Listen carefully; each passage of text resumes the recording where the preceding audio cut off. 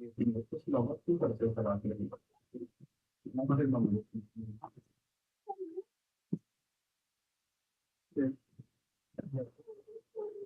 बेटा नहीं।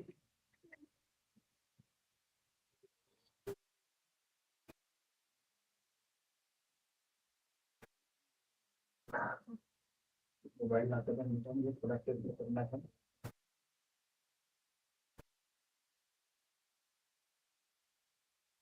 Assalamualaikum. Welcome in marathon classes of UGC NET Unit 4 Communication. कल हमने जो लास्ट क्वेश्चन सॉल्व किया था that was peer to peer communication.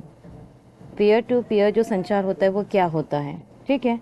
उसके आगे आज हम सॉल्व करेंगे नेक्स्ट क्वेश्चन नंबर 9।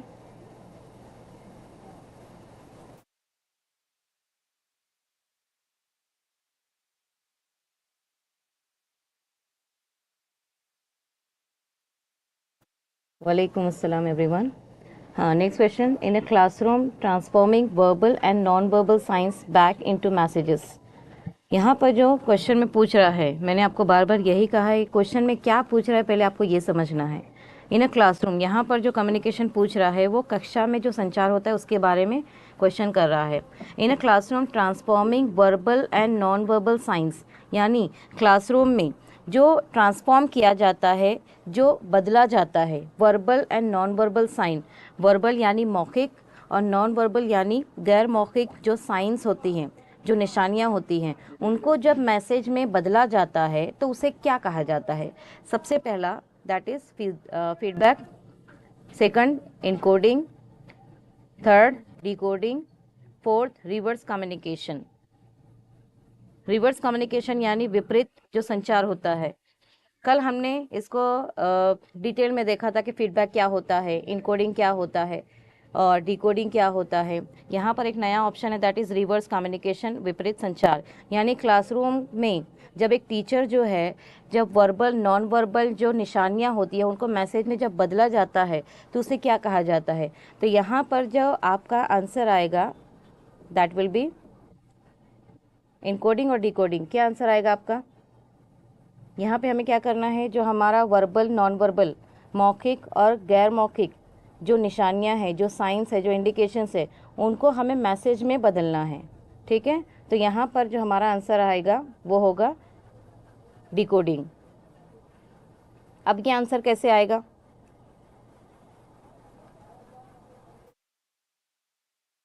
देखिए, क्लासरूम कम्युनिकेशन जो होता है, सबसे पहला कम्युनिकेशन हमने कई बार डिस्कशन किया कि process of communication refers to the transmission और पैसेज ऑफ इंफॉर्मेशन और मैसेजेस। यानी जब हम अपना जो आइडिया है, जो अपनी जानकारी है, जब हम किसी रिसीवर को देते हैं, पहुंचाते हैं, तो उसे कम्युनिकेशन कहा जाता है। और it is a selected channel, यानी किसी माध्यम के ज़रिए हम अपना मैसेज किसी को पहुंचाते हैं तो उसे कम्युनिकेशन कहा जाता है। अब उसमें सबसे पहले जो होता है सेंडर होता है, यानी मैसेज देने वाला।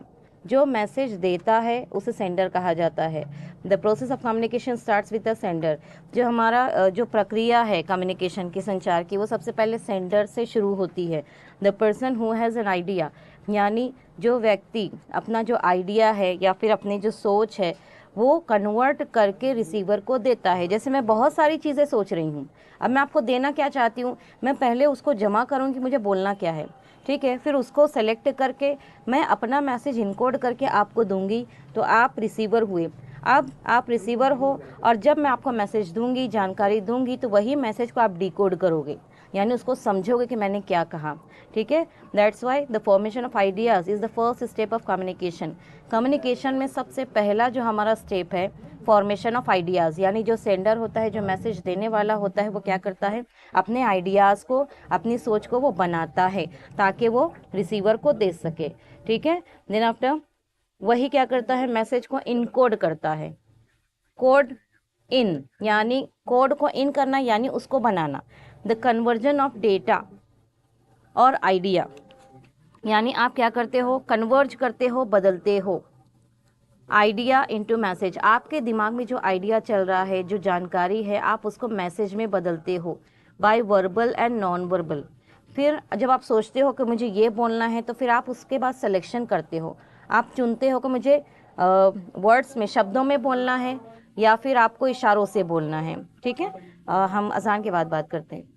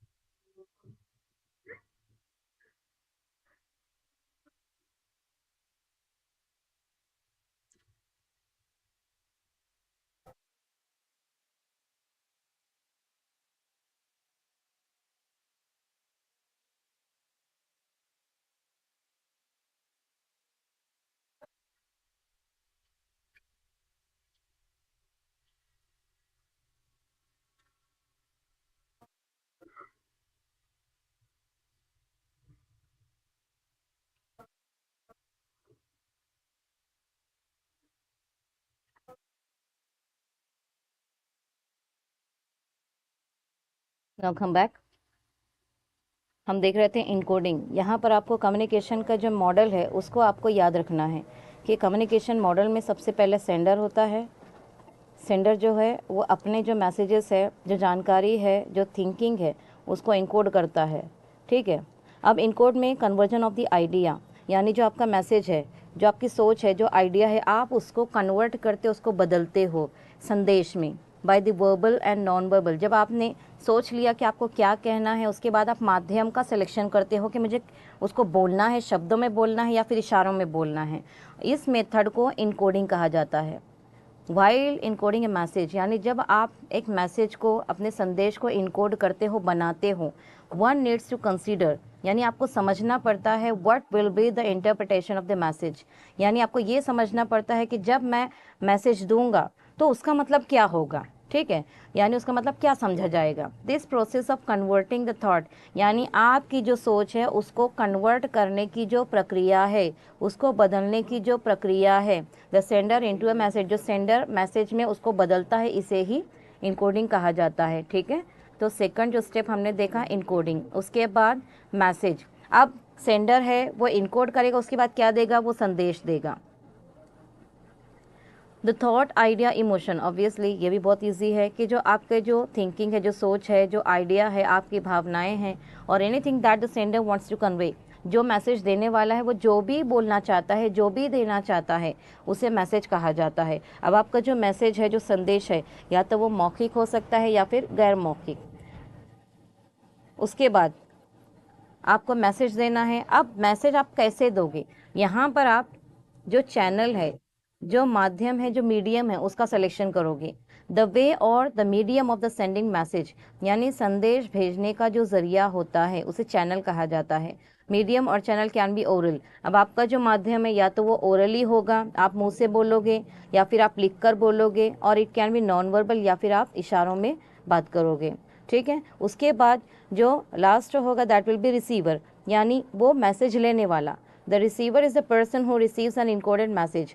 आप जब सेंडर ने अपनी सोच को, अपने आइडिया को बनाया, कन्वर्ट किया मैसेज में, तो वही संदेश जो लेने वाला होता है, जो इनकोड करता है, उसे रिसीवर कहा जाता है।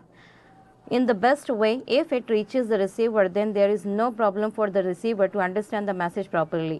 यानी if it reaches the receiver, यानी जब वो रिसीवर के पास जाता है, मैसेज लेने वाला, उसके पास जब मैसेज चला जाता है, तो उसके बाद कोई भी समस्या नहीं होती कि रिसीवर कोई मतलब उसको समझने में कोई मुश्किल हो। ठीक है। Then decoding. अब जब मैसेज जो लेने वाला है, जो रिसीवर है, उस तक जब मैसेज आता है तो मैसेज को समझेगा। यानी मैं आपको क्या बोल रही हूँ कम्युनिकेशन के बारे में, जब आप उसको समझोगे तो ये जो स्टेज होती है उसको डिकोडिंग कहा जाता है।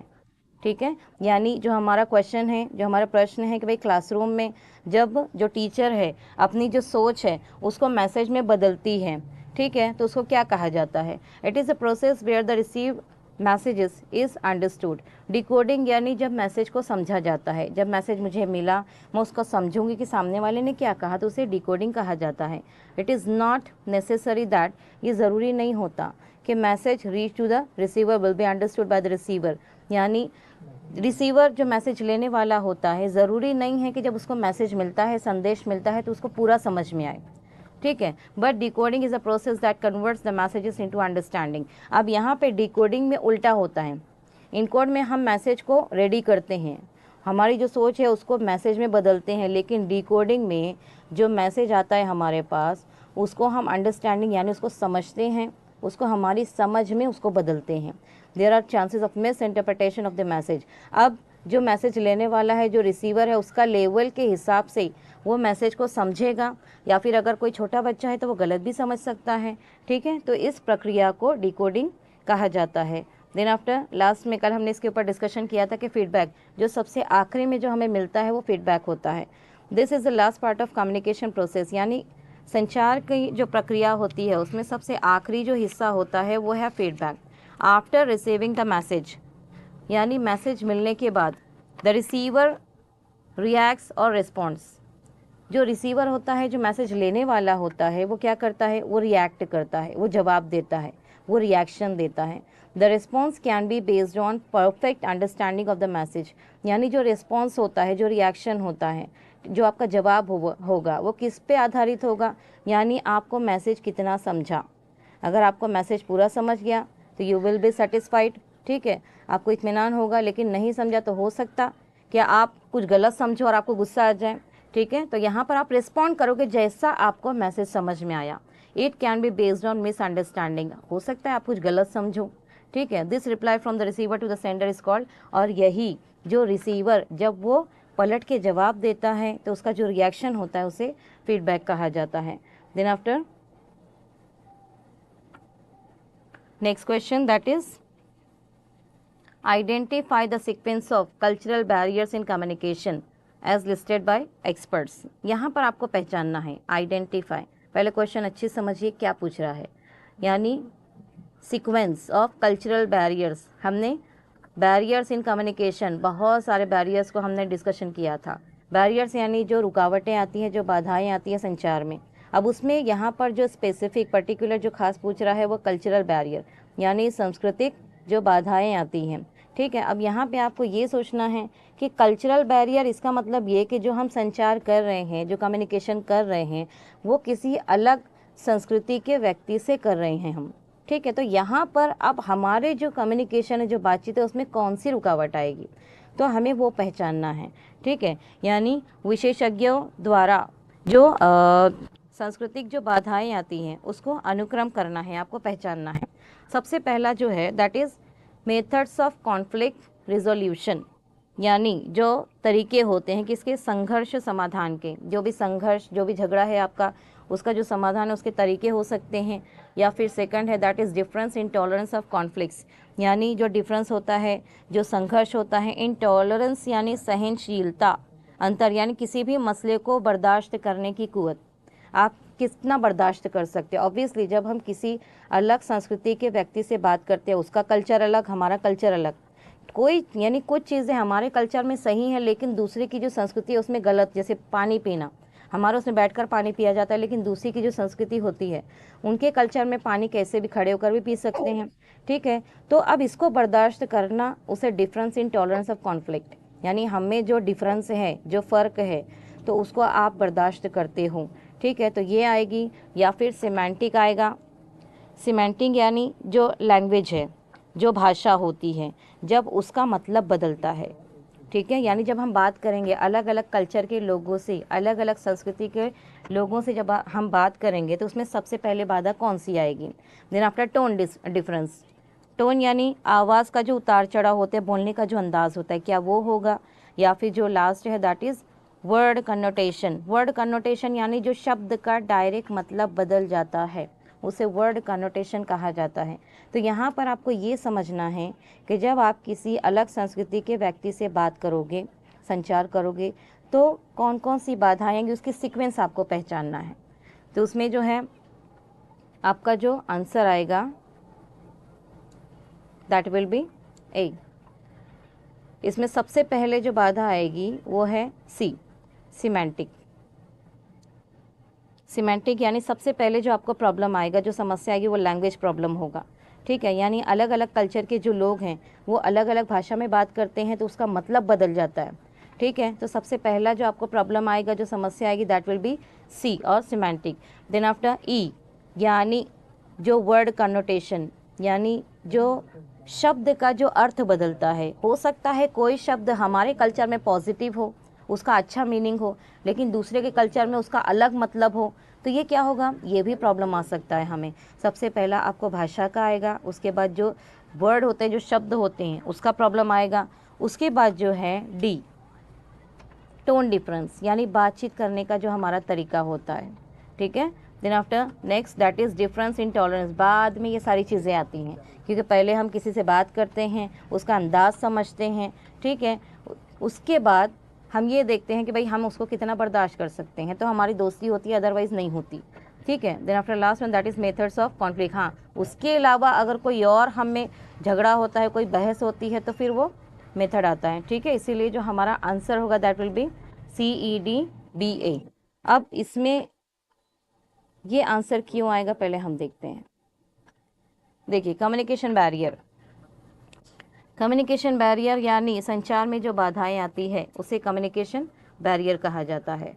A communication barrier is anything that prevents us from receiving end understanding the messages. Communication barrier यानी संचार में जो बाधाएं आती हैं वो हर वो चीज़ होती है जो हमें रोकती है फ्रॉम रिसीविंग, यानी मैसेज लेने से और मैसेज को समझने से जो भी चीज़ें रोकती हैं उसे कम्युनिकेशन बैरियर और संचार बाधा कहा जाता है।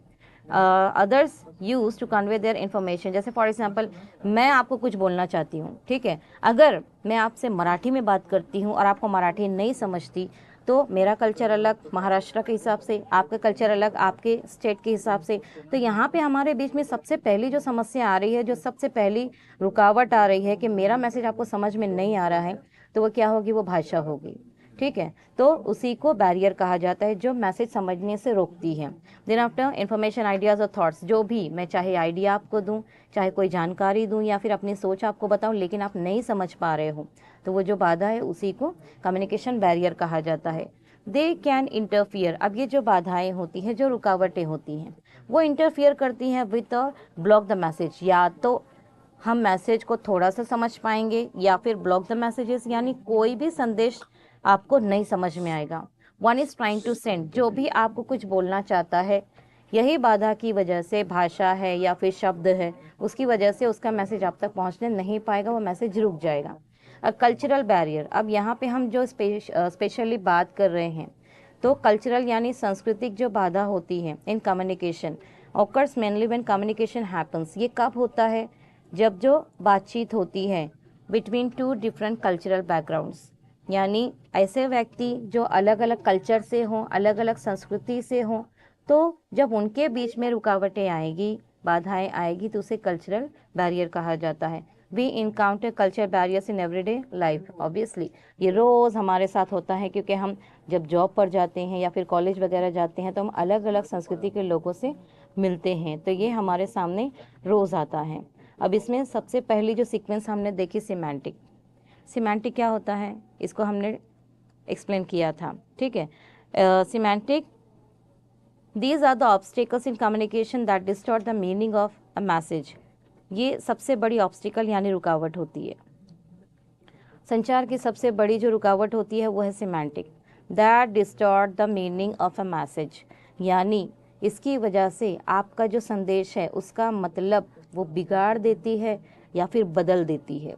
यानी सिमेंटिक की वजह से आपका जो मैसेज है, जो संदेश है, उसका मतलब बदल जाता है।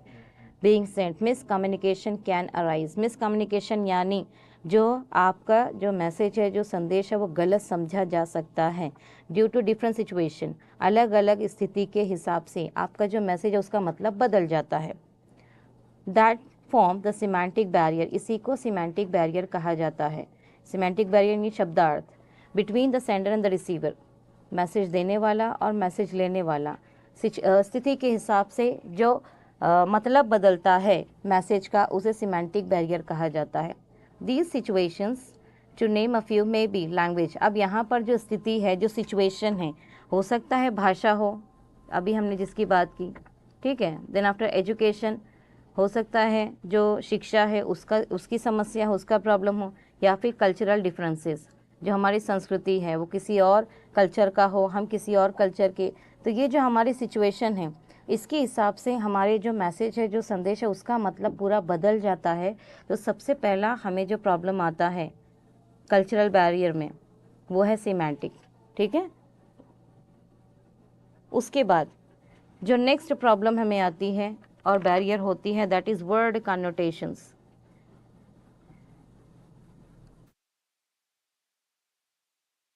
वर्ड कनोटेशंस यानी जब शब्दों में चेंजेस होते हैं। देखिए, meaning should be the second most concern, यानी जो मीनिंग होती है, जो मतलब होता है किसी भी शब्द का, ये सबसे ज़्यादा इम्पॉर्टेंट होता है in cultural barrier. As in many same word mean different, यानी बहुत दफ़ा ऐसा होता है कि कई जो शब्द होते हैं उनका मतलब एक ही होता है। जैसे हम यहाँ पर एग्जाम्पल लेंगे, क्लोज। अगर हम इंग्लिश की बात करें तो इंग्लिश में जो क्लोज का जो वर्ड है, जो शब्द है, इसका मतलब जैसे अगर मैं आपसे कहूँ कि I am your close friend, ठीक है, या फिर she is my close friend, वो मेरी बहुत करीबी दोस्त है। लेकिन अगर यही मैं आपको बोलूँ क्लोज द डोर, दरवाज़ा बंद कीजिए, तो यहाँ पर क्लोज का मीनिंग अलग अलग हो रहा है, ठीक है। अब मैं आपसे क्या बोल रही हूँ, आप क्या समझ रहे हो, ये जो शब्दों का जो हेरफेर है, जो सेम मीनिंग होता है, तो उसकी वजह से हमारा जो मैसेज बदलता है, उसी को वर्ड कनोटेशन कहा जाता है। इसके अलावा बहुत सारे एग्जाम्पल है, जैसे रोज़। एक रोज़ का मीनिंग होता है जो फ्लावर होता है, गुलाब का फूल जो होता है, और एक रोज़ यानी उठना, ठीक है। देन आफ्टर बैट है, ये भी आपको पता होगा। टीयर है, टीयर, एक टीयर का मतलब आंसू होता है, एक टीयर का मीनिंग फाड़ना किसी चीज़ को, ठीक है। यानी वर्ड कनोटेशन यहाँ पर शब्द दिया हुआ है, यानी जब कई ऐसे शब्द जिनका एक ही मतलब होता है और उसकी वजह से हमारा जो संदेश है वो बदल जाता है, उसे वर्ड कनोटेशन कहा जाता है। टोन डिफरेंस, अब यहाँ पर देखिए, सबसे पहला हमें सिमेंटिक बैरियर आएगा, उसके बाद जो सेकंड है that is tone difference, word connotation. उसके बाद जो थर्ड नंबर पे कल्चरल बैरियर में आएगा दैट इज़ टोन डिफरेंस। अब टोन यानी क्या? टोन डिफरेंस यानी the tone can change the meaning of the word, यानी जब आपके बात करने का जो अंदाज़ होता है, जब वो बदलता है, तो उससे भी आपका जो संदेश है उसका मतलब बदलता है। अब यहाँ पे अगर मैं आपको एग्जांपल दूँ तो शायद आपने पीके, आमिर खान की जो पीके मूवी है आपने देखी होगी। उसमें आमिर खान और अनुष्का शर्मा जब जेल में होते हैं तो वहाँ पर आमिर खान इसी की बहुत बेहतरीन उसने एग्जाम्पल दी है। उसमें आमिर खान अनुष्का को बोलता है कि मतलब यहाँ पर जब मैं आया तो यहाँ पे मुझे लोगों को समझने में टाइम लगा, क्योंकि एक ही जो शब्द है वो कई दफ़ा और कई स्थिति में वो यूज़ करते हैं। जैसे अगर मैं स्लोली अच्छा बोलूँ तो इसका मतलब हाँ ठीक है, मैं नॉर्मली हाँ मतलब मुझे समझ गया मैसेज, लेकिन अगर मैं उसको लंबा करके बोलूँ अच्छा यानी मुझे अफसोस हो रहा है, यानी आपकी माँ का एक्सीडेंट हो गया और मैं उसको बढ़ा करके बोल रहा, इसका मतलब मुझे अफसोस हुआ। यानी देखिए अच्छा कि मैंने एक नॉर्मल हुआ, एक जगह क्या हुआ मतलब वो अफसोस कर रहा है, ठीक है। और अगर तेज़ से बोला जाए अच्छा, व्हाट डज इट मीन कि उसको गुस्सा आ रहा है। यहाँ पर एक ही word, yes obviously you are right Sayyeda, उसने एक ही वर्ड के कई टोन में उसने चेंज करके बताया। तो जब आपका टोन चेंज होता है तो ये भी क्या होता है, यहाँ पर मतलब बदलता है, और इसको समझना आपको बहुत ज़रूरी है, ठीक है। Then after next one that is difference in tolerance of conflict. अब ये सब चीज़ें आगे की बात है, यानी जब ये तीनों चीज़ हम समझ लेंगे किसी अलग व्यक्ति को तो ये आगे हमारे साथ होता है। क्या होता है, that is difference in tolerance of conflict, यानी डिफरेंस यानी जो अंतर होता है, इनटॉलरेंस ऑफ कॉन्फ्लिक्ट यानी हो सकता है कहीं सहनशीलता हो गई, संघर्ष हो गया, ठीक है। While having the communication in different ethnicities, ethnicity ये बना है एथनिक ग्रुप से, ठीक है। एथनिक ग्रुप यानी अलग अलग जो जात के लोग होते हैं, जब हम उनसे बात करते हैं, ठीक है, अब उनकी ज़ात के हिसाब से उनका जो वे ऑफ लिविंग होता है, अलग अलग ज़ात के लोगों को बर्दाश्त करना, उन्हें समझना।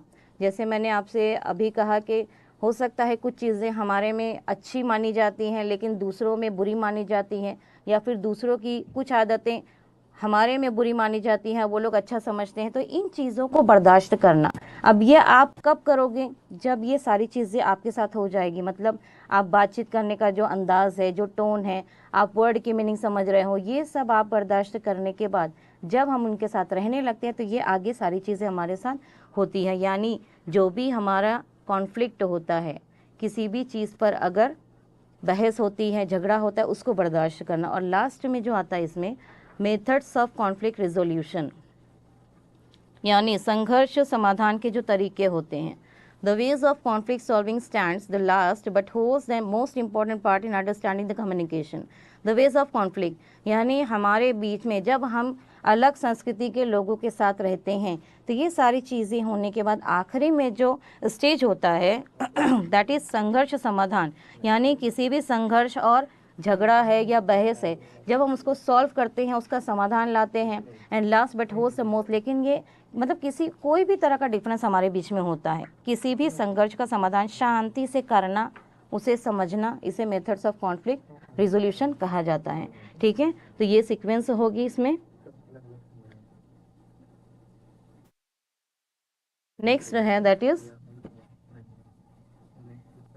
Question number 11, identify the correct sequence of the following types of visual communication. अब यहाँ पे आपको जो पहचानना है करेक्ट सीक्वेंस, सही जो क्रम होगा किसका, following types of visual communication, visual यानी दृश्य संचार, ठीक है। अब उसमें सबसे पहला है ऑब्जेक्ट्स, ऑब्जेक्ट्स यानी कोई चीज़।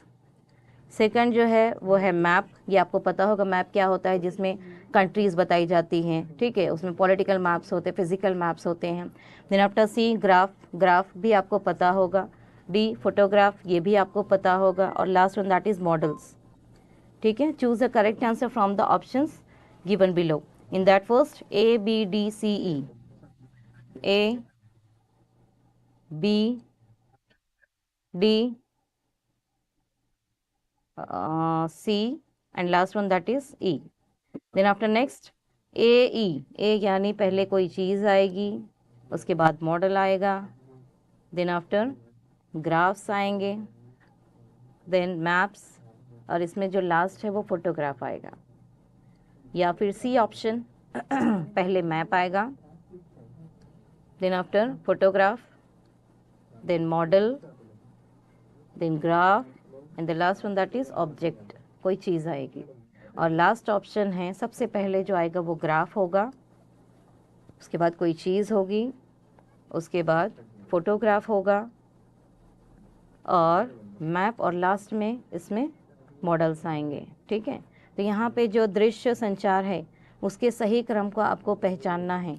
तो इसमें जो आपका आंसर होगा, आंसर क्या होना चाहिए आपका?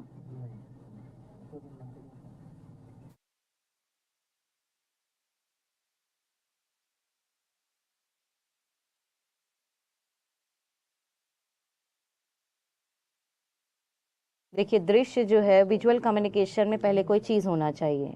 ठीक है, उसके बाद सारी कम्युनिकेशन की चीज़ें आएंगी। ठीक है, इसीलिए आपका जो ऑप्शन है इसमें ए और बी, ये दोनों में से कोई एक आएगा। तो इसमें आपका जो आंसर आएगा दैट विल बी बी। अब इसमें सबसे पहले ये दे रहा है ए, यानी कोई चीज़ होगा, उसके बाद model, then after C graph, then after B map, and then last one that is photograph। अब ये सीक्वेंस कैसे आएगी? देखिए, विजुअल कम्युनिकेशन क्या है? Visual communication is the practice of using visual elements to communicate information और ideas. Visual communication जो होता है, दृश्य संचार, ये ऐसी प्रक्रिया है, ऐसा अमल है ऑफ यूजिंग विजुअल एलिमेंट्स, यानी जो हम दृश्य, जो तत्व होते हैं, जो चीज़ें होती हैं, उनको हम इस्तेमाल करते हैं टू कम्युनिकेट इन्फॉर्मेशन और आइडियाज़, यानी बातचीत करने के लिए विजुअल चीज़ों का हम इस्तेमाल करते हैं। अब टाइप्स ऑफ विजुअल कम्युनिकेशन, अब इसमें जो प्रकार हैं दृश्य संचार के, दैट इंक्लूड एनिमेटेड। अब उसमें बहुत सारी चीज़ें आती है, जैसे मैं आपसे अगर ग्राफ दिखाकर बात करूं तो वो आपको चीज़ें याद हो जाएगी, या फिर मैं आपको फ़ोटो दिखाकर एक्सप्लेन करूं तो वो भी आपको याद हो जाएगा। ठीक है, तो इसमें दृश्य संचार में जो बहुत सारे प्रकार होते हैं उसमें सबसे पहला एनिमेटेड। एनिमेटेड क्या होता है? यानी जो फ़ोटोज़ में जब जान डाली जाती है, जो हमारे कार्टून्स होते हैं जैसे ट्रीज़ वगैरह है, वो चलते नहीं, वो बात नहीं करते, लेकिन एनिमेशन में उसमें भी जान डाली जाती है, उसको भी ऐसा बताया जाता है कि वो भी बातचीत करता है। तो उसमें सबसे पहला एनिमेटेड, जैसे YouTube पर बहुत सारे आपने वीडियोस देखे होंगे कि जब कोई लेक्चर दिया जाता है या फिर बहुत सारी जब स्टोरीज़ बताई जाती है, कहानियाँ बताई जाती हैं, तो उसमें पीछे जो है उसी को एनिमेशन करके बताया जाता है।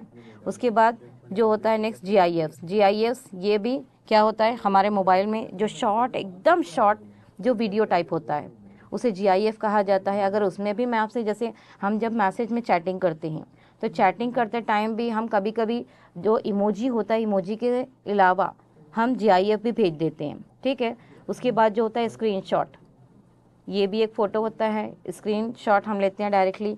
उसके बाद वीडियोस है, पाई चार्ट है, इन्फोग्राफिक्स जो होता है इसमें चार्ट और डायग्राम आते हैं। जैसे कोई डेटा है, कोई फिगर है, ठीक है, या मैथ्स का कैलकुलेशन है, ठीक है, परसेंटेज है, यानी जो दुनिया में पानी कितना है, ज़मीन कितनी है, उसको अगर मैं आपको पाई चार्ट पे बताऊं या फिर डायग्राम में बताऊं तो आपको फ़ौरन याद हो जाएगा। यानी मैं कम्युनिकेशन आपसे किस शेप में कर रही हूँ, ये सारी विजुअल चीज़ों में, यानी मैं आपको फ़ोटो का इस्तेमाल कर रही हूँ, वीडियो का इस्तेमाल कर रही हूँ, एंड स्लाइड डेक प्रेजेंटेशन यानी PPTs, जैसे हम PPT पे जो स्टडी करते हैं। ठीक है, तो ये सारे जो एग्जाम्पल्स है वो दृश्य संचार की प्रकार हैं, ये सारे विजुअल कम्युनिकेशन में आता है। The correct sequence of the types of visual communication according to the question. अब हमारा जो प्रश्न है उसके अकॉर्डिंग विजुअल कम्युनिकेशन की जो सही जो क्रम आएगी, उसमें सबसे पहला एक ऑब्जेक्ट होगा, कोई चीज़ होगी। An object is something that is a visible entity. एक जो चीज़ होती है, यानी किसी भी दिखाई देने वाली चीज़ को हम ऑब्जेक्ट कहते हैं। Something that can be perceived by the senses, यानी जिसको हम समझ सकें, हम देख कर उसको समझ सकें भाई ये कोई चीज़ है। If you are unsure whether something is an object, अगर आपको ये शक है कि वो कोई चीज़ है नहीं है, तो आप उसको चेक कर सकते हो कि क्या इसका साया बनता है, उसका शैडो पड़ता है। इफ़ इट कैन, अगर उसका साया बनता है तो इसका मतलब वो कोई चीज़ है, it's an object. If it can't, अगर उसका साया नहीं बनता तो वो कोई चीज़ नहीं है। तो विजुअल कम्युनिकेशन में सबसे पहला जो हमारा सीक्वेंस आएगा वो होगा ऑब्जेक्ट, यानी कोई चीज़। उसके बाद जो सेकंड आएगा दैट विल बी मॉडल,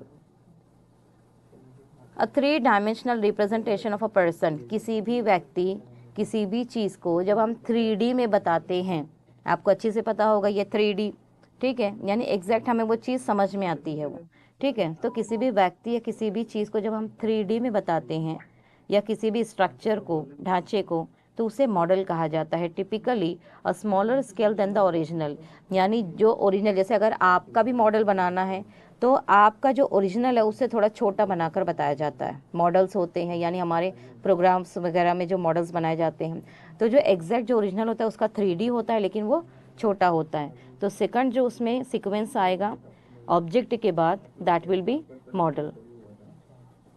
उसके बाद जो नेक्स्ट सीक्वेंस आएगी दैट विल बी ग्राफ।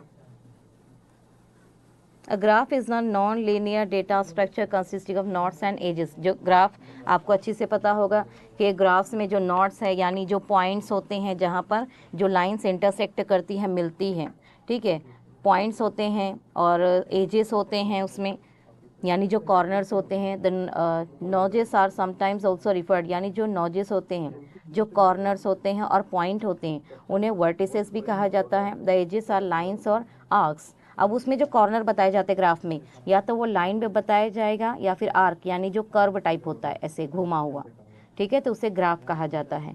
उसके बाद जो नेक्स्ट सीक्वेंस आएगा हमारा दृश्य संचार में, that will B map. A map is a symbolic depiction emphasizing relationship between elements of some space such as objects, regions or themes. Map जो होता है उसमें रिफ्लेक्ट किया जाता है, उसमें बताया जाता है, रिलेशनशिप बताया जाता है, संबंध बताया जाता है। किसका संबंध? Between elements of some space, यानी जो स्पेस की जो चीज़ें होती हैं, या फिर अगर हम दुनिया का मैप बताएं तो उसमें क्या होता है, चीज़ें होती हैं जैसे रेलवे वगैरह है, या फिर जो रीजन्स होते हैं, इलाके होते हैं, और उसमें थीम्स बताई जाती है कि भाई ये चीज़, इसको ये बताया जाता है, इसका मतलब ये होता है कि ये कैपिटल है, ठीक है, तो उसे मैप कहा जाता है। तो हमारा जो नेक्स्ट सीक्वेंस आएगा विजुअल कम्युनिकेशन में वो मैप होगा। उसके बाद मैप के बाद जो आता है दैट इज़ फोटोग्राफ्स। फोटो भी आपको पता है, an image specially positive print recorded by exposing a photo sensitive surface to light, यानी जो टेक्नोलॉजी के साथ उसको किया जाता है तो उसे फोटोग्राफ कहा जाता है, कैमरे से जो हम लेते हैं, ठीक है। तो जो लास्ट वन आता है दैट इज़ फोटोग्राफ। तो ये हमारी सीक्वेंस हुई इसमें दृश्य संचार में। उसके बाद next question that is question number 12, which of the following is the most effective way of communication, यानी इनमें से कौन सा संचार का सबसे बेहतरीन तरीका है, सबसे प्रभावित संचार माना जाता है। उसमें सबसे पहला है वर्बल कम्युनिकेशन, वर्बल यानी जो आप बोलते हो, रिटन कम्युनिकेशन यानी जब आप लिखकर बात करते हो, नेक्स्ट है नॉन वर्बल यानी आप इशारों में बात करते हो, या फिर साइलेंस जब आप खामोश रहते हो। तो इसमें से सबसे बेहतरीन कम्युनिकेशन हमने एक्सप्लेनेशन में देखा था कि सबसे बेहतरीन कम्युनिकेशन और संचार जो माना जाता है वो होता है रिटन कम्युनिकेशन, यानी जो हम लिख कर देते हैं। इसीलिए बिजनेस, कंपनी या फिर बैंक वगैरह में, गवर्नमेंट ऑफिसेज में, या फिर हमारे इंस्टीट्यूशन में, कॉलेज वगैरह में कोई भी चीज़ एप्लीकेशन में मांगी जाती है, लेटर में दी जाती है, ताकि लिखा हुआ वो सबसे बेहतरीन माना जाता है, ठीक है। तो ये आपको याद रखना है कि सबसे बेहतरीन जो संचार है वो रिटन होता है, लिखा हुआ होता है। देखिए there are 2 forms of communication. अब जो संचार है उसके 2 प्रकार होते हैं, एक वर्बल जो हम बोलते हैं और नॉन वर्बल जो हम इशारों में बात करते हैं। Verbal means the use of words, ये भी हमने देखा था। वर्बल का जो मतलब होता है जब हम शब्दों का इस्तेमाल करते हैं इन कम्युनिकेशन प्रोसेस, यानी बातचीत करने के लिए जब हम शब्दों का इस्तेमाल करते हैं तो उसे वर्बल कम्युनिकेशन कहा जाता है। The words are kept short. अब जब आप शब्दों का इस्तेमाल करते हैं तो उसमें जो आपके शब्द हैं उसको शॉर्ट रखा जाता है और सिंपल। क्यों शॉर्ट और सिंपल? ताकि सामने वाला आपकी बात समझ सके। अब ये जो प्रक्रिया है इसे किस से पहचाना जाता है, ठीक है, इसका मतलब keep it short and simple, ठीक है। It includes both oral and written communication. अब आपका जो कम्युनिकेशन है, जो संचार है, वो या तो ओरल भी हो सकता है और रिटन भी हो सकता है। In oral communication spoken words are used. Obviously oral यानी जब आप बोलते हो तो उसमें आप शब्दों का इस्तेमाल करते हो। It includes face to face. कल हमने इसके ऊपर डिस्कशन किया था कि भाई जब जो हमारा ओरल कम्युनिकेशन होता है, जब हम शब्दों का इस्तेमाल करते हैं तो उसमें या तो हम आमने सामने बैठकर बात करेंगे, या फिर कन्वर्जेशन, बातचीत करेंगे, या फिर कोई स्पीच दी जाती है, ठीक है, भाषण दिया जाता है। टेलीफोनिक कन्वर्जेशन होती है, यानी जब हम फ़ोन पे बात करते हैं। वीडियो के ज़रिए, यानी हम बोल रहे हैं, हर मतलब जितने भी एग्जांपल्स है हर एक में हम बोल रहे हैं, बस कहीं हम आमने सामने बात कर रहे हैं, कहीं हम फ़ोन पे बात कर रहे हैं, कहीं भाषण दे रहे हैं, कहीं रेडियो पर बात कर रहे हैं, टेलीविज़न है, और वॉइस ओवर द इंटरनेट, ठीक है। तो इन रिटर्न कम्युनिकेशन, अब देखिए पहले हमने ओरल पर डिस्कशन किया, ठीक है, जो शब्दों से हम बात करते हैं, यानी इसमें लिखा नहीं जाता, डायरेक्टली हम बात करते हैं। लेकिन जो रिटर्न कम्युनिकेशन होता है, लिखे हुए जो अंदाज होते हैं, रिटर्न साइंस। अब यहाँ पे अगर रिटर्न साइंस यानी जो निशानियाँ होती हैं, निशानियाँ बना कर भी, जैसे आपने वो देखा होगा, पहले के जो लोग थे, पुराने जो लोग थे, वो लिखना नहीं जानते थे, तो वो निशानी बनाकर बात करते थे, ठीक है। तो रिटर्न साइंस यानी कुछ निशानियाँ होती हैं, कुछ सिंबल्स होते हैं, यानी जो प्रतीक होते हैं, बोथ इन प्रिंटेड और हैंड रिटन। अब लिखा हुआ होता है, इसीलिए इसमें लिखा हुआ भी आएगा और प्रिंटेड भी आएगा। That form can be use, दोनों हम यूज़ कर सकते हैं, या तो लिख कर बात कर सकते हैं, या फिर हम क्या करते हैं, कंप्यूटर में टाइप करके वो एप्लीकेशन दे देते हैं। देन आफ्टर इसमें जो आएगी रिटन कम्युनिकेशन में पिक्चर्स है, ग्राफ है, that are used to complement the written text, यानी जो हमारा मैसेज है, जो हमारा संदेश है, उसको पूरा करने के लिए हम ये भी इस्तेमाल कर लेते हैं, पिक्चर्स और ग्राफ्स है जो भी है, ठीक है। तो कम्युनिकेशन में हमने ओरल देखा, उसके बाद हमने रिटन देखा। देन आफ्टर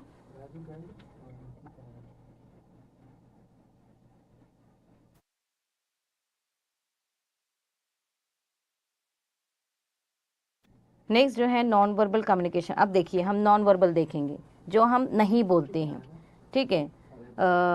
सैयदा तस्कीन, वो वर्बल होता है, हम बोल रहे हैं उसको, लेकिन यहाँ पर आपको माध्यम यूज़ करने का सोचना है कि भाई मैं बोलूँ तो कैसे बोलूँ, लिख कर बोलूँ या फिर मैं मुंह से बोलूँ, शब्दों का इस्तेमाल करूँ, तो वो वर्बल में आएगा, ठीक है। अब नॉन वर्बल क्या होता है देखते हैं।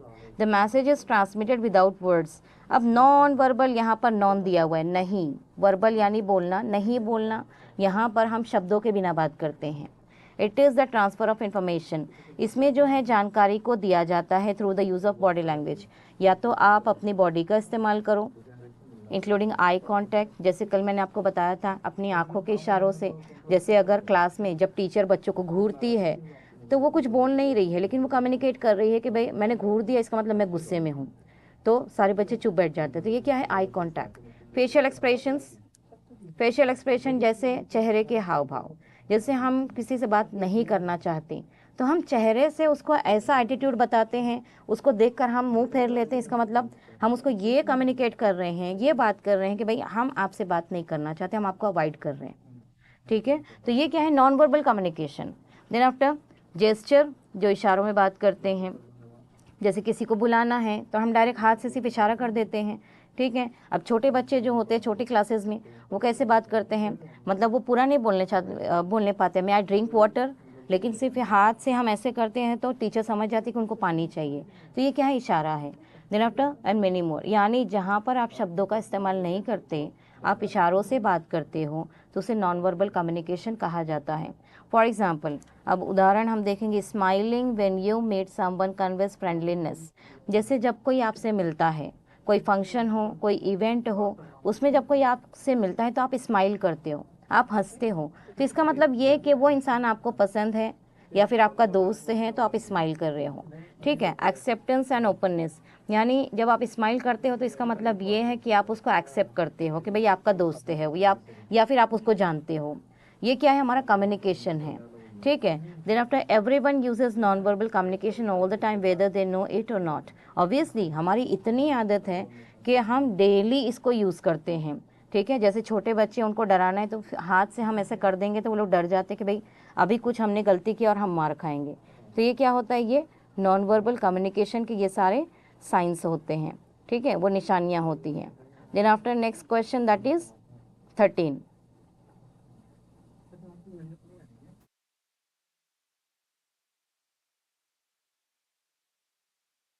Mohammad Jamshed Alam, any short words for sequence. Short word यानी आप सीक्वेंस याद करने के लिए शॉर्ट वर्ड, तो आप क्या कर सकते हो, उसको एक्रोनिम बना लीजिए। एक्रोनिम यानी जितने भी जो एक्शंस हैं उनके पहले लेटर लेकर आप कुछ कोई भी नाम जो आप जानते हो, ठीक है, आपके रिश्तेदारों में या फिर आपको कोई चीज़ पसंद होगी तो उसके हिसाब से आप उसको एक्रोनिम बना लीजिए, सबके पहले लेटर ले लीजिए, ठीक है। Then after next identifying the sequence of stages of message processing. अब यहाँ पर आपको पहचानना है द सीक्वेंस यानी जो अनुक्रम जो है, सीक्वेंस है, स्टेजेस ऑफ मैसेज प्रोसेसिंग यानी जब मैसेज जाने की जो प्रक्रिया होती है, जब मैसेज जाता है, मैं आपसे बात कर रही हूँ, मेरा मैसेज आप तक जा रहा है, तो ये जो प्रोसेस है तो इसका जो सीक्वेंस है आपको यहाँ पर पहचानना है कि सबसे पहले आप काम करोगे या फिर इंटरनलाइजेशन करोगे। इंटरनलाइजेशन यानी कन्वर्ट इनटू प्लेन और सिंपल मैसेज, यानी मैसेज सुनकर आप उसको अपनी आसान शब्दों में उसको बदलोगे, ये करोगे। या फिर सिलेक्शन, या सबसे पहले आप सेलेक्ट करोगे, या फिर सबसे पहले आप समझोगे, या फिर last option that is perception. Perception यानी सोच, ना कि मुझे बोलना क्या है। तो यहाँ पर आपको सही क्रम में लगाना है कि जब आप जो मैसेज है जब जाता है तो उसमें सबसे पहले क्या होता है। मैसेज जब हम देते हैं किसी को तो सबसे पहले हम लोग उसको काम करेंगे उसके ऊपर या फिर सोचेंगे, ठीक है। तो यहाँ पर जो आपका आंसर आएगा that will B EDCBA, last one, क्योंकि इसमें से आपको पहचानना है कि सबसे पहले हम क्या, देखिए पूरी आपको सीक्वेंस में जाने की ज़रूरत नहीं कि भाई ये इसका मतलब ये होता है तो ये इधर आएगा, ये नहीं।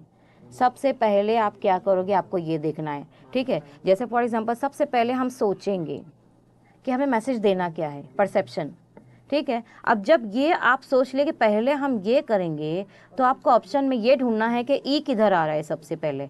तो ई जो है एक सी है और एक डी है, सॉरी नहीं इसी में आ रहा है, जो लास्ट ऑप्शन है उसमें ई पहले आ रहा है। तो यहाँ पे आपका तो ऑप्शन सॉल्व हो गया कि भाई आपका जो आंसर है वो क्या आएगा, वो लास्ट वाला आएगा, ठीक है। तो सबसे पहले आप सोचोगे। अब यहाँ पे आपको मेहनत करने की ज़रूरत नहीं कि भाई कौन से क्रम में हमको लगाना है बाकी के ऑप्शन। आप सबसे पहले ये जितने भी 5 ऑप्शन हो, 6 ऑप्शन हो, आप उसमें से सबसे पहले ये सोचिए कि आप उसमें से सबसे पहला काम क्या करोगे, ठीक है। उसके बाद आपको ऑप्शन में ढूंढना है कि जो मैंने सेलेक्ट किया तो वो ऑप्शन में पहले कहाँ कौन सा ऑप्शन में आता है, तो वो आपको ऑप्शन बाहर निकालना है, ठीक है। तो सबसे पहले आप सोचोगे। Sequence of stages of message processing यानी जब हम मैसेज किसी को देते हैं तो उसमें सबसे पहला जो काम हम करते हैं वो है परसेप्शन। परसेप्शन यानी सोचना, ख्याल करना, ठीक है। Perception is a process consisting of 3 parts. अब जब हम मैसेज के बारे में सोचते हैं तो उसके 3 हिस्से होते हैं। Use to make sense of messages यानी पहले हम क्या करते हैं, मैसेज को समझना, भाई मुझे क्या बोलना है। देन आफ्टर यानी वी इनकाउंटर, हमारे सामने जो भी आता है सबसे पहले हम क्या करते हैं, समझते हैं कि भाई हमें बोलना क्या है, हमें मैसेज क्या देना है। अब समझ लिया कि भाई मुझे क्या बोलना है, ठीक है। जैसे फ्रेंड है तो फ्रेंड के हिसाब से हम उससे बात करेंगे। माँ बाप हैं, पेरेंट्स हैं, तो वो लिहाज से बात करेंगे। तो हम पहले सोचते हैं कि हमको बात कैसे करना है या फिर क्या करना है, ठीक है। टीचर है तो हम दिमाग में सोचते हैं कि टीचर से क्या बात करना है। तो सबसे पहले हम परसेप्शन करेंगे, हम सोचेंगे। अब उसके बाद हम सेलेक्ट करेंगे, ठीक है। जैसे फॉर एग्जांपल छोटे बच्चे हैं तो हम सेलेक्ट करेंगे, एकदम फ्रेंडली बात करेंगे छोटे बच्चों से। फ्रेंड है, फ्रेंड से भी फ्रेंडली, लेकिन माँ बाप हैं, पेरेंट्स हैं या फिर टीचर हैं, बड़े बुजुर्ग हैं, तो हम सेलेक्ट करेंगे, आपसे बात करेंगे, ठीक है। देन आफ्टर ऑर्गेनाइज यानी जो हमने सोच लिया, हमने सेलेक्ट कर लिया कि हमें बोलना क्या है, उसके बाद हम उसको बनाएंगे कि हमको बोलना कैसे है। Then after next interpret stimuli. Interpret यानी हम बयान करेंगे, हम फाइनली बोलेंगे कि हमको बोलना क्या है, so that they make sense to us, ताकि वो मैसेज हमें समझ में आए कि हम क्या बोल रहे हैं। तो यहाँ पर सबसे पहली सीक्वेंस आप क्या करोगे, आप परसेप्शन करोगे, आप सोचोगे। उसके बाद आपने सोच लिया, उसके बाद आप समझोगे। Every receiver who enters into the communication process brings with them their own ideas. Obviously जो रिसीवर होता है, जो मैसेज देने वाला होता है, जब वो कम्युनिकेशन करता है, संचार करता है, तो वो क्या करता है, देयर ओन आइडियाज़, वो अपने आइडियाज़ और अपनी भावनाओं को समझता है। That influence their understanding of your message, ठीक है। जैसे मुझे कोई सैड न्यूज़ देनी है, कोई बुरी खबर देनी है, तो मैं अपनी भावनाओं के साथ आपको बोलूँगी, तो इससे जो मेरा मैसेज आपको समझ में आएगा। ठीक है, तो सेकंड नंबर पे जो आएगा अंडरस्टैंडिंग, यानी आप उस मैसेज को समझोगे। Then after that means it's job the sender to take these ideas and feelings into consideration. It means, यानी इसका मतलब ये होता है कि ये हमारी जिम्मेदारी है कि भेजने वाले के रूप में जो हमारे जो विचार हैं, जो भावनाएं हैं, उनको ध्यान में रखकर हम उससे बात करें, अपने मैसेज को दें। जब हम मैसेज तैयार कर रहे होते हैं तो ये सारी चीज़ें हमको ध्यान में रखना है, उनकी भावनाएं और जो भी हैं। देन आफ्टर सिलेक्शन, अब हमने क्या किया, हमने पहले सोच लिया हमें बोलना क्या है, उसके बाद हमने समझ लिया, ठीक है, उसके बाद हम सिलेक्शन करेंगे, चुनाव करेंगे कि भाई हमें क्या बोलना है। The next step in message processing is to select appropriate messages in accordance with the priority and then responding to them। यानी प्रायोरिटी के हिसाब से अब आपको क्या बोलना है, यानी फ्रेंड है तो फ्रेंड के हिसाब से बोलोगे आप, माँ बाप है तो उनके हिसाब से बोलोगे, टीचर है तो उनके हिसाब से बोलोगे। तो सिचुएशन क्या है, कौन है सामने, उसके हिसाब आप जो आपका जो शब्द हैं उसका आप चुनाव करोगे। There are various queries put in a sequence in queue, however appropriate messages needs to be selected। यानी बहुत सारे सवाल होते हैं हमारे मन में, लेकिन जो स्थिति होती है और सामने जो रिसीवर होता है उसके हिसाब से हम उसका चुनाव करते हैं। ठीक है, देन उसके बाद नेक्स्ट जो सीक्वेंस आएगी दैट विल बी इंटरनलाइजेशन। अब इसका मतलब क्या होता है, internalisation, this process is an important step in message processing. यानी जब हम किसी को मैसेज देते हैं तो उसमें ये बहुत ही महत्वपूर्ण होता है। It basically includes decrypting the coded messages, यानी डिक्रिप्टिंग यानी convert into plain coded messages. मैंने आपको कुछ कहा, अब वही मैसेज आप क्या करोगे, इंटरनलाइज करोगे, अपने लेवल के हिसाब से उसको समझोगे, उसको बदलोगे। In this message processing as messages need to be understood by the receiver. यानी इंटरनलाइजेशन यानी मैसेज को समझना कि जो मैसेज मुझे मिला वो क्या है, उसको कन्वर्ट करना अपनी भाषा में। To understand the request and respond, यानी हो सकता है मैं आपसे कुछ मांग रही हूँ कि मुझे ये पेपर चाहिए, मुझे ये बुक चाहिए। अब आप अपने हिसाब से उस मैसेज को समझोगे, उसको कन्वर्ट करोगे और उसके बाद आप क्या करोगे, रिस्पॉन्ड करोगे, रिएक्शन करोगे, हाँ ठीक है मेरे पास ये बुक है, आप ले सकते हो। ठीक है, उसके बाद जो नेक्स्ट आएगा that will B action. Last में आप क्या करोगे, जो मैसेज है उसके हिसाब से आप काम करोगे। ठीक है, this is the final stage in the message processing. यानी मैसेज की जो प्रक्रिया होती है, जो हमारा कम्युनिकेशन होता है, उसमें आखिरी जो स्टेज होता है वो एक्शन यानी काम करना। Taking action is important. जैसे मैंने अभी आपसे कहा कि मैं आपसे कुछ बुक मांग रही हूँ, मैंने अपना मैसेज इनकोड किया, आपको दिया, ठीक है। अब वो मैसेज आप क्या करोगे, इंटरनलाइज करोगे, उसको डिकोड करोगे, उसको समझोगे, उसके बाद आप काम करोगे कि भाई हाँ ठीक है मेरे पास ये बुक है, आप ये ले सकते हो। ठीक है,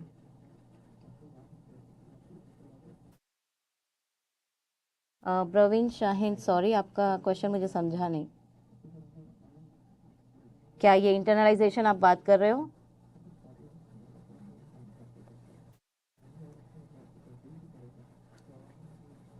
ये शायद आपको नहीं समझा। देखिए, इंटरनलाइजेशन जो होता है, the process of important in message processing that it includes decrypting. Decrypting देखिए यहाँ पर दिया हुआ है द कोडेड मैसेजेस। यानी जैसे फॉर एग्जांपल देखिए, ठीक है, देखिए हमने जो सीक्वेंस अभी देखी उसमें सबसे पहला हम परसेप्शन, यानी जैसे मुझे आपको कुछ बोलना है, नेट यूजीसी इसको लेकर मुझे आपसे कुछ बात करना है। ठीक है, अब सबसे पहले मैं क्या करूँगी, मैं परसेप्शन यानी सोचूंगी कि मुझे बोलना क्या है, मुझे क्या बोलना है, मुझे कम्युनिकेशन के बारे में बोलना है। ठीक है, अब मैंने सोच लिया, अब मैं उसके बाद अंडरस्टैंड करूँगी, मैं समझूंगी कि मुझे बोलना क्या है। ठीक है, जो सेकंड सीक्वेंस आएगी अंडरस्टैंडिंग, यानी आपको पहले सोचना है, उसके बाद समझना है, उसके बाद मैं सिलेक्शन करूँगी कि भाई कम्युनिकेशन में तो बहुत सारी चीज़ें आती है, लेकिन मैं क्या बोलूँ, मैं सेलेक्ट, मैंने चुनाव किया कि भाई जो नेट का सिलेबस है उसके हिसाब से मैं आपसे बात करूँ, मैंने चुनाव किया। ठीक है, तो आप सोचोगे, उसको समझोगे, उसके बाद आप क्या करोगे, आप चुनाव करोगे, उसका सिलेक्शन करोगे। उसके बाद इंटरनलाइजेशन, ये जो हम जिसके ऊपर बात कर रहे हैं, ठीक है, इंटरनलाइजेशन होगा, यानी जब मैं आपको नेट के बारे में बता रही हूँ तो वही मैसेज आप अपने लेवल के हिसाब से उसको आसान भाषा में समझोगे। अपने लेवल के हिसाब से उसको आसान करोगे, वो मैसेज को डिकोड करोगे अपने हिसाब से, ठीक है। तो उसे इंटरनलाइजेशन, और लास्ट में आपको मैसेज समझ गया, ठीक है, तो अब आप एक्शन करोगे, यानी कल का पेपर आप इंशाल्लाह बहुत अच्छा दोगे, राइट। कल आप पेपर लिखोगे, इसकी बेस पर ये आप काम कर रहे हो, तो ये हमारी सीक्वेंस होगी, ठीक है। Next one that is the emergence of media communication in chronological sequence, यानी मीडिया संचार जो माध्यम है जब वो आए, इमरजेंस यानी कौन सा मीडिया कब आया, ये आपको समझना है, ठीक है। अब यहाँ पे आपको ट्रिक लगाना है। अगर आपको ईयर नहीं पता, डेट नहीं पता कि भाई रेडियो पहले आया, न्यूज़पेपर पहले आया, फिल्म पहले आया, टेलीविज़न, अभी मैंने आपको एक ट्रिक बताई, हो सकता है आपको नहीं पता हो इसमें से आंसर, ठीक है। तो सबसे पहले आपको ये सोचना है, हमने इसमें पढ़ा है कि मीडिया में सबसे पहले क्या आया होगा, ऑब्वियसली सबसे लास्ट इंटरनेट, राइट। तो यहाँ पे आपको ये देखना है कि ये सबसे लास्ट इंटरनेट, तो आखिरी में ई आना चाहिए। अब देखिए इसमें कौन से ऑप्शन में आखिर में ई आ रहा है, देखिए ये वाला सेकंड। अगर आखिर में ई है तो सबसे पहला कौन सा, बी, तो न्यूज़पेपर सबसे पहले आया शायद, राइट। हमने पढ़ा है सबसे पहले मीडिया में जो आया वो न्यूज़पेपर, तो आपका सही ऑप्शन क्या होगा। मैंने इससे पहले आपको बताया कि आपको हर एक ऑप्शन को अलग करने की ज़रूरत नहीं, सबसे पहले कौन सा आया, सबसे पहला काम हम कौन सा करेंगे, या फिर लास्ट में कौन सा आया, सिर्फ ये दोनों अलग कर लीजिए, आपका ऑप्शन रेडी, ठीक है।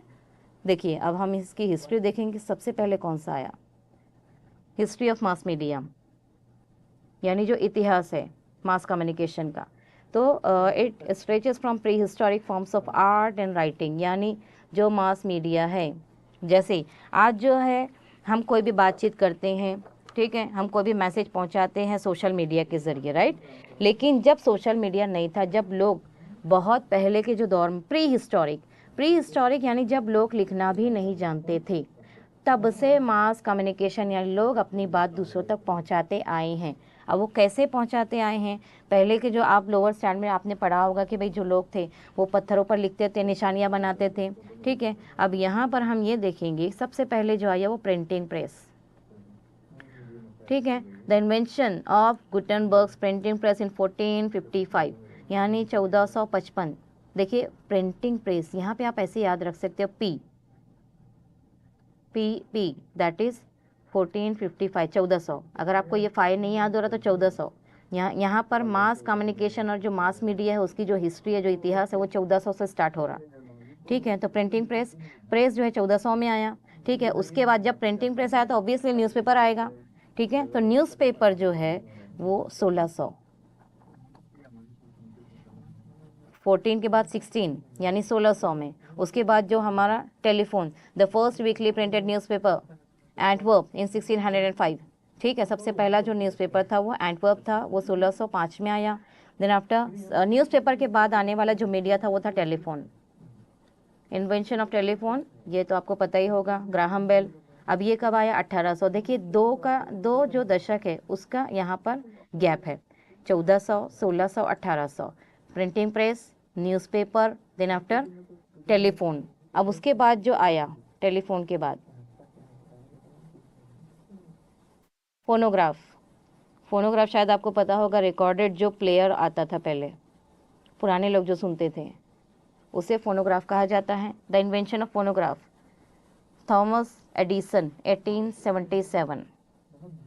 सबसे पहला हमने देखा प्रिंटिंग प्रेस 1400, उसके बाद न्यूज़पेपर 1600, उसके बाद जो था टेलीफोन वो 1800, ठीक है। अब वही 1800 में और एक चीज़ आई, दैट इज़ फोनोग्राफ। उसके बाद मोशन पिक्चर यानी जो हिलती हुई जो फिल्में, यानी फ़ोटो में हरकत डालना, ठीक है। The world's earliest surviving motion picture, surviving यानी बची हुई, बहुत सारी फिल्में आई लेकिन जो बची नहीं थी, जो ख़त्म हो गई आते साथ, जिनको लोग भूल गए, ठीक है। World's earliest surviving motion picture film showing actual consecutive action is called Roundhay Garden Scene. सबसे पहली मोशन पिक्चर जो थी, it's a short film director, ये शॉर्ट फिल्म थी, ऑब्वियसली उस टाइम लोगों को इतना एक्सपीरियंस नहीं था, इसीलिए कम वक्त के लिए थी। It was by French inventor Louis Le Prince, it was also in 1800। अब यहाँ पे आप 1888 सबसे पहली मोशन पिक्चर 1888, ठीक है। उसके बाद मोशन पिक्चर के बाद जो आया radio, the invention of radio by Marconi in 1895।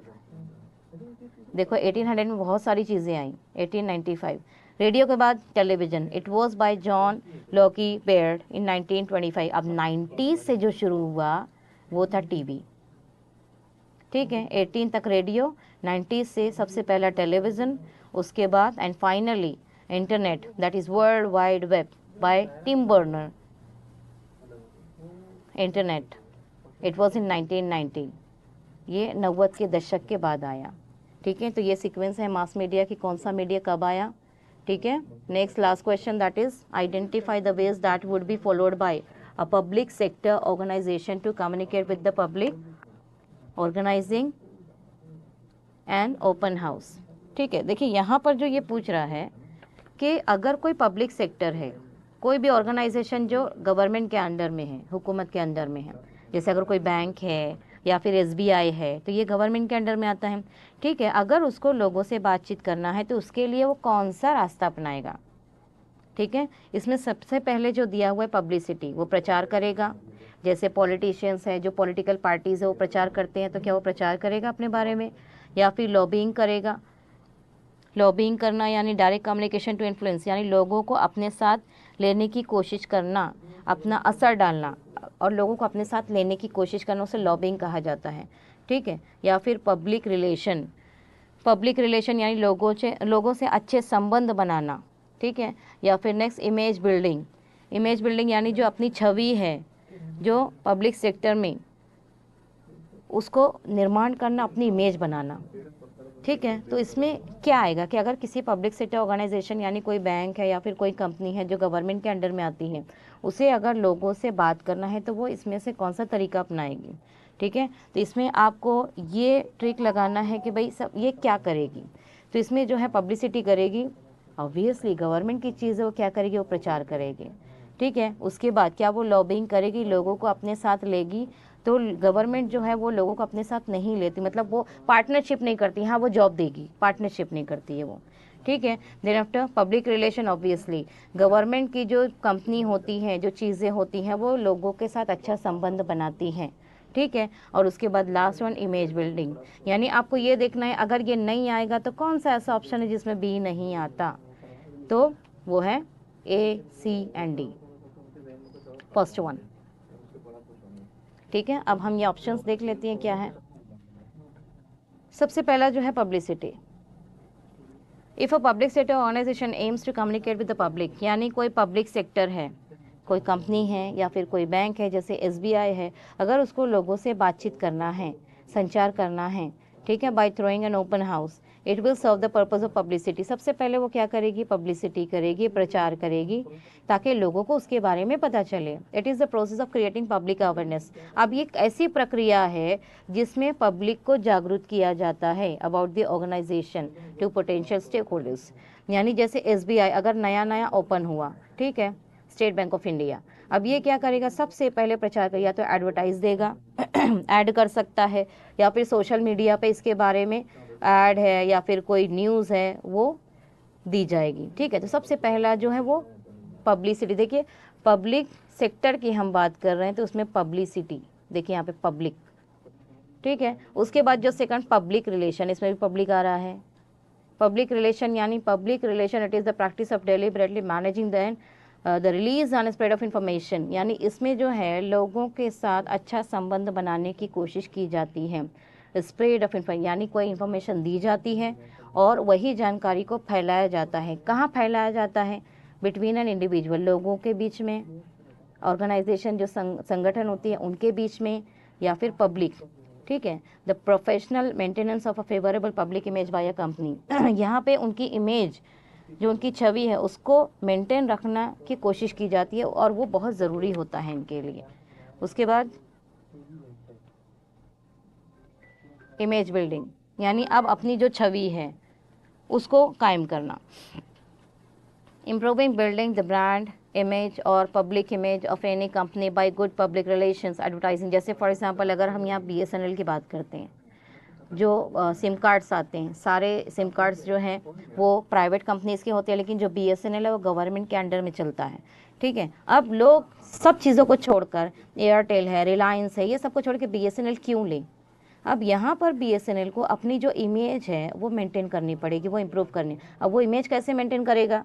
वो एडवर्टाइज़ करेगा कि भाई गवर्नमेंट के अंडर में है, ये आपको सस्ता पड़ेगा, जहाँ आप 700 का रिचार्ज करा रहे हो यहाँ पे आपको 400 में मिलेगा, ऐड कर सकता है। ठीक है उसके बाद पब्लिक रिलेशन, यानी लोगों के साथ अच्छा संबंध बना सकता है। ठीक है, अब संबंध कैसे बनाएगा? जो रिचार्ज है हम उसको सस्ता कर देंगे, उसके अलावा लोगों को क्या चाहिए? उसको बेहतरीन नेटवर्क चाहिए लोगों को, तो हम क्या देंगे? नेटवर्क देंगे। तो यहाँ पे BSNL बेहतरीन काम करके अपनी इमेज बना सकता है। तो गवर्नमेंट के अंडर में जो पब्लिक सेक्टर आता है वो एक और काम के पहले पब्लिसिटी करेगा, उसके बाद पब्लिक रिलेशन यानी लोगों के साथ अच्छा संबंध बनाएगा, उसके बाद जो अपनी इमेज है उसको मेंटेन करेगा, और लास्ट में जो आता है, देखिए लॉबिंग क्या होता है। लॉबिंग जो होता है, it is a form of advocacy with the intention of influencing decisions made by the government. देखिए लॉबिंग जो होता है, इसमें कोई भी कंपनी या कोई भी बैंक अपने फ़ायदे के लिए लोगों को इकट्ठा करती है अपने साथ लेकर और उसको इस्तेमाल करती है। लॉबिंग गवर्नमेंट में नहीं आता। देखिए मेड बाय द गवर्नमेंट, ऐसे जो फैसले होते हैं, जो डिसीजन होते हैं, उसको उस पर असर डालने के लिए लोगों को अपने साथ लेती है। ठीक है, लोगों को अपने साथ लेकर किसी भी फैसले के ऊपर असर डालना, प्रेशर डालना, उसको लॉबिंग कहा जाता है। तो ये इसमें हमारे ऑप्शन में लॉबिंग नहीं आएगा, लेकिन क्या होता है ये समझ लीजिए। It includes all the attempts to influence legislator, यानी जितने भी ऑफिसर्स होते हैं, या फिर लेजिस्लेटर यानी जो कानूनी जो काम करने वाले होते हैं, उनके ऊपर भी असर डालता है। This practice is not followed by the public sector. ये पब्लिक सेक्टर, क्योंकि यहाँ पे अपने फ़ायदे के लिए बोल रहा है, और गवर्नमेंट कभी अपना फ़ायदा नहीं देखती, वो लोगों का फ़ायदा देखती है। ठीक है, इसीलिए हमने जो देखा, जो ऑप्शंस हमने देखा, पब्लिसिटी है, पब्लिक रिलेशन है, इमेज बिल्डिंग है। ठीक है, तो ये हमारे सारे क्वेश्चंस आज कंप्लीट हुए। आई होप आपको सारे क्वेश्चंस और ऑप्शंस ये सब आपको समझ में आ गए होंगे, और इसी बहाने हमारा पूरा रिवीजन भी हो गया कि भाई कम्युनिकेशन में कौन सी टर्म का मतलब क्या होता है, किसको क्या कहते हैं और किससे क्या होता है, और आपको ये भी समझ में आ गया कि क्वेश्चन कैसे पूछे जाते हैं। प्लस में सबसे मेन चीज़ हमने जो देखी कि आंसर लिखना मतलब निकालना कैसे है, आंसर लिखना कैसे है। अगर आपको कोई चीज़, कोई टॉपिक नहीं याद है, नहीं समझा, तो भी आप आंसर लिख सकते हो। मैंने आपको ट्रिक भी बताई। ठीक है, मैं उम्मीद करती हूँ कि कल आपका पेपर बहुत ज़्यादा बेहतरीन जाए इंशाल्लाह, और आप सभी को अल्लाह ताला बेहतरीन कामयाबी से नवाजे।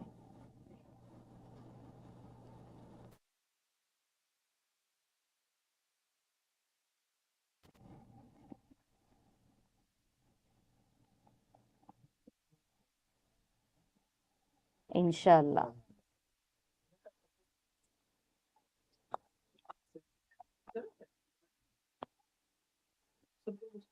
ठीक है, फिर Allah Hafiz with the best wishes to all of you. May Allah bless you all.